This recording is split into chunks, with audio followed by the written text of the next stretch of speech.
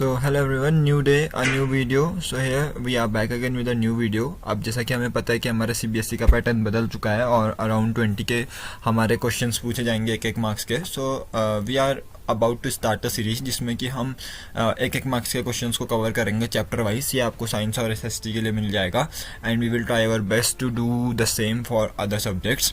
So let's get started. आज का chapter हमारा है कार्बन एंड इट्स कंपाउंड, जो कि बहुत ही क्रूशियल चैप्टर बन जाता है और यहाँ से एक मार्क्स के क्वेश्चन आने के बहुत सारे आपके चांसेस हैं. So let's get started. So we have question number 1, the molecular structure of buckminsterfullerene is. तो बकमिंस्टर फुलरिन अगर आप लोगों ने पढ़ लिया है तो नहीं भी पढ़ा है तो आपको छोटा सा मैं एक आइडिया दे देता हूँ कि बकमिंस्टर फुलरिन एक एलोट्रॉप है कार्बन का, और ये एलोट्रॉप है तो यानी कि प्योर है, और ये बना होता है कार्बन के 60 एटम्स जब एक साथ मिलते हैं उससे. अगला फार्मूला है a molecule of ammonia NH3 has only single bonds, only double bonds, only triple bonds, 2 double bonds and 1 single bond.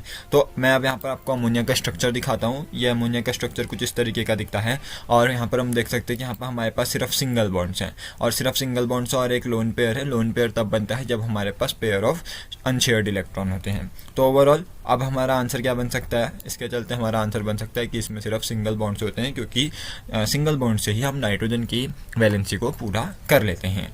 Next question, after sharing 4 electron with 4 univalent atoms carbon attains the electronic configuration of. Carbon जब 4 यूनिवैलेंट electrons के साथ sharing कर लेता है या फिर atoms के साथ शेयरिंग कर लेता है तो वो किसके इलेक्ट्रॉनिक कॉन्फिगरेशन को अटेन कर लेता है, पा लेता है. तो अब 6 उसके पास थे, 4 वो और उसको मिल जाएंगे तो 10 हो जाएगा, और 10 हमारा एटॉमिक नंबर होता है नियॉन का और यही इसके नंबर ऑफ इलेक्ट्रॉन्स होते हैं. So overall we can say that कि जब कार्बन 4 यूनिवैलेंट एटम्स के साथ शेयरिंग करता है तो वो नियॉन के इलेक्ट्रॉनिक कॉन्फिगरेशन को अचीव कर लेता है. Let's move to the next question, that is apart from carbon which element shows catenation property. तो कैटिनेशन क्या होता है, कैटिनेशन सेल्फ लिंकिंग की प्रॉपर्टी होती है और हर एलिमेंट ये नहीं दिखा सकता है. कार्बन ये दिखाने के लिए एबल होता है, इसलिए carbon one of the most strongest element माना जाता है और जिससे कि काफ़ी सारा वर्सेटिलिटी हमें देखने को मिलता है. और ये क्या कर सकता है, कई सारे लिटरली कई सारे ये क्या कर सकता है, कंपाउंड्स बना सकता है. तो इसके जैसा ये एक एलिमेंट होता है सिलिकॉन, जो कि कुछ एक्सटेंट तक ये दिखाता है, कैटिनेशन की प्रॉपर्टी दिखाता है, बट ये कार्बन कंपाउंड जैसे स्ट्रॉन्ग नहीं होते हैं.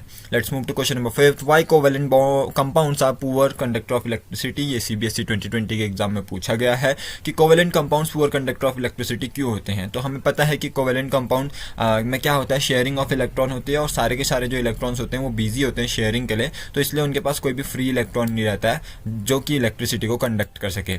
अब कोई इलेक्ट्रॉन नहीं है जो इलेक्ट्रिसिटी को कंडक्ट कर सकता है, तो इसीलिए कोवेलेंट कंपाउंड्स जो होते हैं वो पुअर कंडक्टर ऑफ इलेक्ट्रिसिटी होते हैं. Moving to next question, what are organic compounds? So the compounds having presence of carbon in them, यानी कि ऐसे कंपाउंड जिसमें कार्बन प्रेजेंट हो, चाहे वो मीथेन है CH4 या फिर कोई अल्कोहल है C2H5OH, इथेनॉल या फिर कुछ भी है, तो वो सारे ऑर्गेनिक कंपाउंड कहलाएंगे अगर उसमें किसकी प्रेजेंस है, कार्बन की प्रेजेंस है. Let's move to question number 7, that is there 2 characteristic feature of carbon that allows carbon to form a large number of compounds. कि कार्बन जो है लार्ज नंबर ऑफ कंपाउंड कैसे बना पाता है. तो इसके पहली प्रॉपर्टी है कैटिनेशन, जिसकी वजह से ये अपने जैसे कार्बन एटम्स के साथ आसानी से लिंकअप कर सकता है. दूसरी प्रॉपर्टी है कि टेट्रावेलेंट है. अब टेट्रावेलेंट होने से इसे क्या फायदा है कि इसके पास 4 अलग अलग बॉन्ड है, 4 अलग अलग लिंकिंग एरियाज हैं जहाँ के थ्रू ये अलग अलग एटम से, एलिमेंट के अलग अलग एटम से लिंक होकर के नए नए कंपाउंड्स बना सकता है. Let's move to question number 8. Why are most carbon compounds poor conductor of electricity? अब हमें पता है कि कोवेलेंट कंपाउंड्स कौन से होते हैं, जो कार्बन के बने हुए होते हैं, क्योंकि कार्बन ही शेयरिंग करता है. सो ओवरऑल इसी टाइप के क्वेश्चन को आपसे और भी तरीके से घुमा फिरा के पूछा जा सकता है. तो इसका भी आंसर हमारा वही रहेगा कि कोवेलेंट बॉन्ड में शेयरिंग ऑफ इलेक्ट्रॉन होती है और कोई भी इलेक्ट्रॉन फ्री नहीं रहता है इलेक्ट्रिसिटी को कंडक्ट करने के लिए, इसीलिए कार्बन कंपाउंड्स क्या होते हैं, पुअर कंडक्टर ऑफ इलेक्ट्रिसिटी होते हैं. CBSE 2018 में पूछा है, तो हमें इसको ध्यान में रखते हुए चलना है कि ये क्वेश्चन को हमसे दोबारा से पूछा जा सकता है, क्योंकि कार्बन इट्स कंपाउंड के चैप्टर में से one of the most important question यही बनता है कि क्यों ये पुअर कंडक्टर ऑफ इलेक्ट्रिसिटी होते हैं. अगला क्वेश्चन जो CBSE ने खुद सैम्पल पेपर में लॉन्च किया था, डिफाइन कैटिनेशन, ये लेंदी में भी पूछा जा सकता है. तो अभी हम 1 मार्कर कर रहे हैं, तो इसलिए हम इतना सा ही लिखेंगे कि catenation is the binding of an element to itself through covalent bonds to form rings और चेन मॉलिक्यूल्स. तो क्या है, कैटिनेशन बाइंडिंग है, एक एलिमेंट की ऐसी प्रॉपर्टी है जिससे वो खुद को खुद के जैसे आइटम्स के साथ बाइंड करता है with the help of covalent bonds और बनाता है लंबी चेन और ring structures. Let's move to question number 10, that is why covalent bonds have low melting and boiling points. CBSE 2020 में ये भी पूछा गया है कि कोवेलेंट बॉन्ड में लो मेल्टिंग और बॉइलिंग पॉइंट क्यों होता है। तो इसके पीछे जो रीज़न है वो सिंपल सा ये है, कोवेलेंट बॉन्ड में जो बॉन्ड होते हैं वो हेल्ड टुगेदर होते हैं weak van der Waals forces से, और जिनको ब्रेक करने के लिए हमें ज़्यादा एनर्जी की जरूरत नहीं होती है, थोड़ी सी एनर्जी की जरूरत होती है। Hence we can say that कि इनका जो मेल्टिंग और बॉइलिंग पॉइंट होता है वो काफ़ी ज़्यादा लो होता है।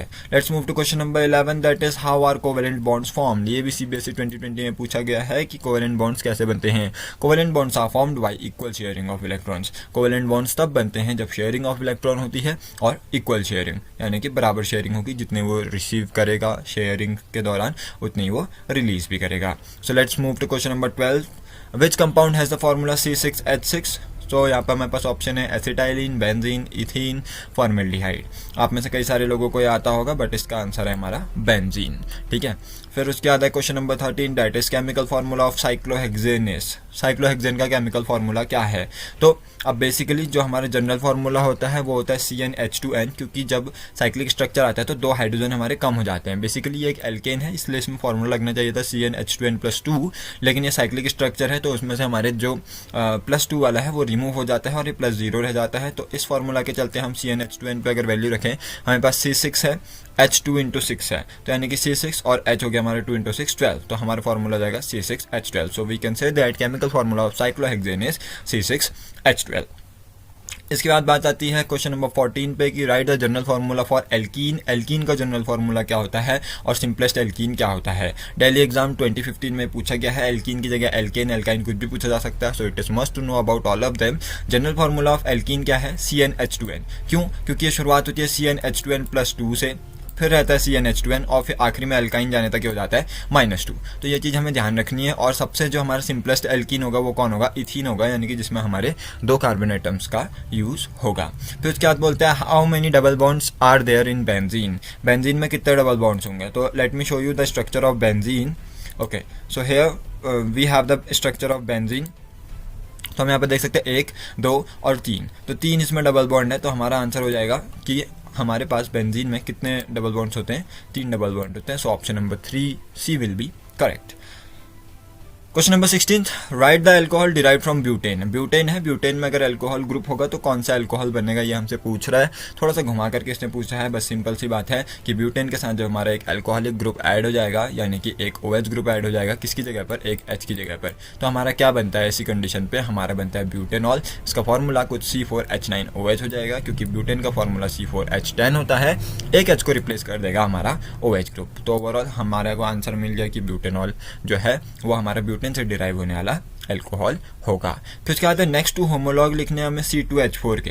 तो हमें पता है कि होमोलॉगस सीरीज में CH2 का डिफरेंस होता है। ये आपको आई बटन पे एक वीडियो पे भी मिल जाएगा होमोलॉगस सीरीज के प्रॉपर्टीज में। तो होमोलॉग्स यानी कि अगले 2 मेंबर लिखने हैं। तो C2H4 में जब हम CH2 ऐड करते हैं तो हमें मिलता है C3H6, और उसी C3H6 में जब हम CH2 ऐड करते हैं तो हमें मिलता है C4H8। तो ये जो 2 हैं हमारे पास C4H8 और C3H6, ये 2 हमारे नेक्स्ट होमोलॉग हैं किसके, C2H4 के। So now let's move to other question को, that is question number 18, write the structure of an alcohol with 3 carbon atoms. इसी के जैसा है ब्यूटेन, यहाँ पर डायरेक्ट ब्यूटेन पूछा था, यहाँ पर 3 कार्बन एटम है, तो इसका मतलब ये प्रोपेन होगा और इसमें अल्कोहलिक ग्रुप होगा, तो हमारा बन जाएगा प्रोपेन 1ऑल या फिर प्रोपेनॉल। इसका फॉर्मूला होगा CH3CH2CH2OH। So now let's move to 19th question, name a cyclic unsaturated carbon compound. तो अनसैचुरेटेड कंपाउंड क्या होते हैं, जिसमें डबल बॉन्ड या फिर ट्रिपल बॉन्ड होते हैं।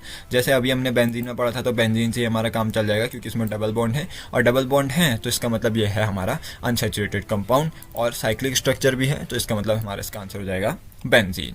Moving to question number 20, what is the difference between the molecular mass of 2 consecutive members of a homologous series। एक homologous series के 2 consecutive members के molecular mass में कितना difference होता है। तो let me explain you how we can get the answer here। So okay, so here we have this image, इसके through मैं आपको समझाने की कोशिश करूंगा। अब यहाँ पर हमारे पास मीथेन है CH4, जिसमें से कार्बन का जो मास होता है वो होता है 12 और H4 है, तो H का मास होता है 1, 12 + 4 = 16। जब हम बात करते हैं इथेन की यानी कि अगले मेंबर की, तो आता है 30। कैसे, C2 यानी कि 12 × 2 24 + 6 30। तो ओवरऑल हम देख सकते हैं कि ये जो 14 का गैप है वो कंसिस्टेंट है, तो हमको हमारा आंसर मिल सकता है इस तरीके से कि एक होमोलॉगस सीरीज में मॉलिक्यूलर मास जो होते हैं 2 कंसेक्यूटिव मेंबर्स के, उसमें 14 यूनिट का डिफरेंस होता है। इसको अगर आपको होमोलॉगस सीरीज लिखने को दिया जाता है तब भी आप लिख सकते हैं, या फिर आपसे सवाल 1 मार्क्स में पूछा जा सकता है।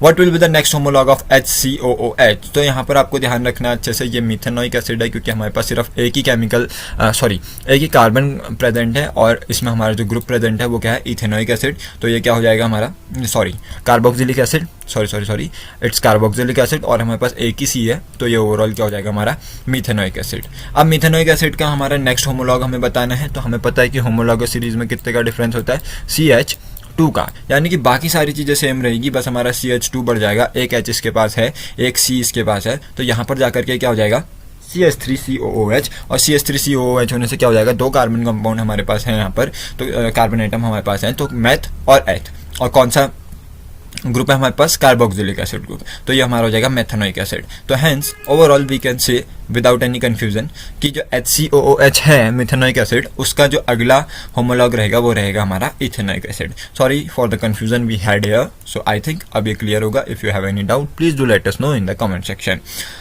Question number 22, that is the number of covalent bond in propane are। एक प्रोपेन में कितने कोवेलेंट बॉन्ड्स होते हैं, यानी कि अगर हम इसको बनाए रफली, यहाँ पर प्रोपेन हमें बनाना है C, आप सबकी वैलेंसी पूरी करें तो 1 2 3 4 5 6 7 8, तो इस तरीके से हमारी वैलेंसी जो पूरी हो जाएगी। अब अगर हम गिनते हैं 1 2 3 4 5 6 7 8, बीच के 2 10, तो हमें क्या मिल गया कि प्रोपेन में हमारे कितने कोवेलेंट बॉन्ड होते हैं, 10 कोवेलेंट बॉन्ड होते हैं। Moving to the next question, that is number of covalent bond in propane are. Okay, तो ये क्वेश्चन हमारा रिपीट हो गया है, तो इसका भी आंसर हमारा 10 ही रहेगा। Let's move to question number 24, that is what chemical changes we see when we move further in a homologous series. क्या रहा है, एक होमोलॉगस सीरीज में जब हम आगे बढ़ते हैं, जैसे सबसे पहले हमारे पास सपोज मीथेन था, यानी कि CH4 था, उसके बाद हम आगे बढ़ते हैं C2H6 पे पहुंचते हैं, तो कह रहे हैं कि इसमें केमिकल चेंजेस क्या होंगे। तो जो ये क्वेश्चन है, ये क्वेश्चन पिछले बोर्ड्स में भी पूछा गया है 2022 के बोर्ड्स पे, बट इसका आंसर रहेगा there will be no change as the functional group will remain the same among all. अब सब में जो फंक्शनल ग्रुप है, जो चेंजेस लाता है, केमिकल चेंजेस लाता है, वो सब में सेम होने हैं, तो इसका मतलब हमें कोई भी केमिकल चेंजेस देखने को नहीं मिलेंगे, बट येस हमें फिजिकल चेंजेस देखने को उस पर मिलेंगे। जैसे उसका बॉइलिंग पॉइंट या फिर जो मेल्टिंग पॉइंट है वो बढ़ता जाएगा, क्योंकि जो more the number of C atoms more will be their strength, और जितनी इनकी स्ट्रेंथ होगी तो इनको तोड़ना उतना ही मुश्किल हो जाएगा, जिस वजह से मेल्टिंग और बॉइलिंग पॉइंट बढ़ते रहेंगे जब हम एक होमोलॉगस सीरीज में ऊपर से नीचे की तरफ बढ़ते हैं, आगे को बढ़ते हैं। Question number 25, that is acetylene is the common name of. अब ये क्वेश्चन ऐसा है जो कि आपको आपकी NCERT के बुक में मिल सकता है, बट ये सवाल पूछा जा सकता है क्योंकि एसिटाइलिन एक अच्छा नेम है यहाँ पर केमिकल कंपाउंड के बेसिस पर, और ये कॉमन नेम होता है किसका, मिथाइन, एसिटल्डिहाइड, इथीन और ethyne. So our answer is ethyne, कि एसिटाइलिन जो है वो कॉमन नेम है किसका, इथाइन का। Moving to question number 26, that is amount of carbon that present in earth crust is 20, 0.02, 34% और 1.5%। So we have the answer 0.02%, और इससे हमें पता चलता है कि इतने कम कार्बन होने के बाद भी, इवन इतनी कम कार्बन होने के बाद भी जो हमारे अर्थ क्रस्ट है उसमें कई सारे अर्थ कंपाउंड हमें देखने को मिलते हैं। सो हमारा करेक्ट आंसर है 0.02%। Moving to next question, how many hexagons and pentagons are there in buckminsterfullerene. तो बकमिंस्टर-फुल्लिन का हम यहाँ पर सेकंड क्वेश्चन कवर कर रहे हैं, क्योंकि ओवरऑल इससे ज़्यादातर क्वेश्चन बनते नहीं है, बट ये CBSE बोर्ड यही हमारे जैसे सोच सकते हैं कि इससे ज़्यादा क्वेश्चन नहीं बनते हैं, so let's give a question from this same. तो हम किसी चीज़ को नेग्लेक्ट नहीं कर सकते हैं। तो हमें पता है कि इसमें C60 होते हैं, जो कि हमने फर्स्ट उसमें पढ़ लिया था, और इसमें क्या होता है, हेक्सागोनल और पेंटागोनल स्ट्रक्चर होता है। तो इसके बेसिस पर अब हमें बताना है कि इस पर कितने पेंटागॉन और कितने हेक्सागॉन्स होते हैं। सो हमारे पास जो इस पे हेक्सागॉन होते हैं वो होते हैं 20, और जो पेंटागॉन्स होते हैं वो होते हैं 12। तो option number C is correct, that we have 20 hexagons and 12 pentagons in buckminsterfullerene. I hope ये आंसर आपको आता होगा। Moving to question number 28, that is the electronic configuration of an element is 282। Which element is this. एक element है, उसका electronic configuration 282 है, तो उसका एलिमेंट ये कौन सा एलिमेंट है। तो हम सीधे इलेक्ट्रॉन गिन लेंगे, 2 8 10 और 2 12। हमें पता है कि ये हमारा मैग्नीशियम का होता है, hence magnesium will be the correct answer. तो इस इलेक्ट्रॉनिक कॉन्फ़िगरेशन वाले एलिमेंट का नाम होगा हमारा magnesium. Moving to question number 29, that is what is the general formula for alkynes. Alkynes का जनरल फार्मूला क्या होता है। तो जैसे मैं पहले भी डिस्कस कर चुका हूँ, जब शुरुआत एल्केन्स से होती है तो हमारा जनरल फार्मूला रहता है CnH2n+2, फिर आता है एल्कीन जिसमें फार्मूला चलता है CnH2n, फिर आता है एल्काइंस जिसमें फार्मूला चलता है CnH2n-2। तो हमसे एल्काइन एल्काइंस पूछा है, हेंस हमारा ऑप्शन बी क्या हो जाएगा, करेक्ट हो जाएगा। ये इंटू 2 वाला कोई नहीं होता, ये जस्ट कन्फ्यूजन के लिए ऑप्शन यहाँ पर रखा गया है कि एल्काइंस है, टिपिकल कंपाउंड है इसलिए। अब आखिरी क्वेश्चन की तरफ हम बढ़ते हैं और ये उम्मीद रखते हैं कि शायद हम इसके और पार्ट्स ला सकते हैं इसी चैप्टर से रिलेटेड। आखिरी क्वेश्चन है हमारा, the third noble gas off the periodic table is. अब देखिए आपका सिर्फ अभी 10th स्टैंडर्ड है, तो 30 तक के अगर आपको एलिमेंट्स आते हैं so that would be enough. अब हमें थर्ड नोबल गैस बतानी है पीरियोडिक टेबल की, तो पहली नोबल गैस तो हमारी होती है हीलियम। फिर उसके बाद हमें ऑप्शन दिया हुआ है नियॉन, क्रिप्टन और नन ऑफ द अबव। तो यहाँ पर क्या होगा कि यू में गेट कंफ्यूज कि क्रिप्टन इसका आंसर हो सकता है, कि क्रिप्टन गैस आपको सुनने में ज़्यादा नहीं मिलती है क्योंकि आपको 30 तक के एलिमेंट याद करने होते हैं और क्रिप्टन का जो एटॉमिक नंबर है वो है 36। तो ओवरऑल पीरियोडिक टेबल के अनुसार जो थर्ड नोबल गैस है वो इनमें से नन ऑफ द अबव है। अब ऐसा क्यों है, let me explain you with the notes I have kept here. So यहाँ पर मैंने कुछ चीज़ें लिख करके रखी हैं जो हमें बताती हैं कि कौन सी नोबल गैस कहाँ पर हमें देखने को मिलती है। तो सबसे पहले हमें मिलती है हीलियम। हीलियम है जिसका एटॉमिक नंबर 2 है, तो ये हमारी फर्स्ट नोबल गैस हो जाती है क्योंकि सबसे पहले हमें मिल जाता है। इसके बाद बात होती है नियॉन की। नियॉन जिसका एटॉमिक नंबर 10 है, यानी कि इसका इलेक्ट्रॉनिक कॉन्फिगरेशन हो जाएगा 2,8, यानी कि कंप्लीटली स्टेबल है, इसलिए नोबल गैस है। थर्ड गैस हो जाती है हमारी आर्गन। तो आर्गन हमें ऑप्शन में कहीं पर भी देखने को नहीं मिलती है, कहीं पर भी हमें आर्गन देखने को नहीं मिलती है, इसलिए इसका आंसर रहेगा नन ऑफ द अबव। और अगर आपसे पूछा जाता है कि थर्ड नोबल गैस कौन सी है, तो आपका आंसर रहेगा आर्गन। थर्ड नोबल गैस की जगह पे यहाँ पर फोर्थ भी पूछा जा सकता है, तो फोर्थ इज क्रिप्टन। ये चीज़ आपको ध्यान रखनी पड़ेगी। सो आई होप ये सीरीज आपके लिए यूजफुल रहेगी फर्दर और कई सारे क्वेश्चन इसमें से आपको आते हों। और मिलते हैं जल्द इसी टाइप की किसी नई वीडियो के साथ। सो अगर आपको वीडियो पसंद आई है तो do like this video and please subscribe us to join us and motivate us to make more of such videos. Yes, I can guarantee कि जल्द ही अब डेली बेसिस पर लगभग आपको कई सारी वीडियोस देखने को मिलेंगी हमारे चैनल पे, जिससे कि आप अपने 10th बोर्ड में अच्छा प्रिपेयर कर सकते हैं। We are right now not focusing on 12th exam, क्योंकि हम अभी जो नया एक्सपीरियंस होता है बोर्ड देने का, उन बच्चों का हेल्प करने का डिसाइड कर रहे हैं। And we will try to provide you every possible facility we can. So please do subscribe us and join us for more such videos. Thanks for watching.